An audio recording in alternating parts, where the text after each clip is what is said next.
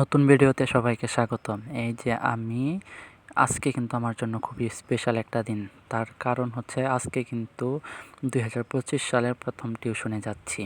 এটা আমার জন্য খুবই খুশির একটা খবর। আমি মনে মনে খুবই খুশি। আলহামদুলিল্লাহ, আল্লাহর কাছে অসংখ্য শুকরিয়া যে এমন 2025 সালেও আমি টিউশনটা পেয়ে গেছি।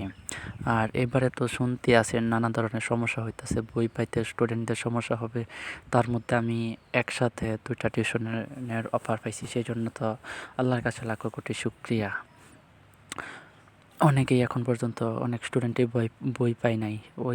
ওই তুলনায় আমার স্টুডেন্টগুলো খুবই লাকি, যার কারণে ওরা বইগুলো পেয়ে গেছে।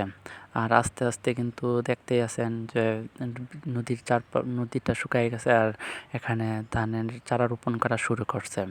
ধানের চালা বিরসা করছিল, বীজতলা তৈরি করছিল, এখান থেকে বীজ তলা থেকে চারা রোপণ নিয়ে এতে রোপণ করতেছে। মাঠ তৈরি করছে, জায়গা তৈরি করছে, ওইখানে যে চারা রোপণ করছে। আর সামনে দিয়ে এই রাস্তাটা কিন্তু একদম ময়মনসিংহ মহাসড়কের সাথে সংযুক্ত। কত হাজার গাড়ি যে এই রাস্তা দিয়ে চলাচল করে তা বলে বোঝানো যাবে না। অনেক গাড়ি চলাচল করে। আর এই যে কেমন করে জানি এই লাকটা ফেভার করছে, তাই এই রাস্তাটা একটু ফাঁকা পাইছি, তাই আর ভিডিওটা করতে পারছিলাম। কিন্তু বিশ্বাস করেন, শুধু গাড়ি আর গাড়ি, এক সেকেন্ড মনে হয় বিরতি যায় না, এরকম চলাচল। যেমন রাত্রে যেমন চলাচল করে, দিনে তেমন চলাচল করে। আর এই যে দেখতেছেন একটা মুরগি, এই মুরগিটা কিন্তু কুচে বসতেছে, কিন্তু বসাবো না, তাই ওর খুপিরা আন্দা করে দৌড়াদৌড়ি করে যায় বসে থাকে, তাই এভাবে বেঁধে রাখছি।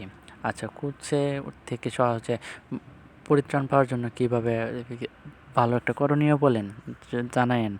তারপরে ওই হাঁসগুলো কিন্তু খুবই বাজি। হাঁস আর ছাগল যে জায়গাতে তো সমস্যা হবে, কথা হবে, ঝগড়া হবে, সেই জায়গাতে বেশি বেশি ওরা যাবে।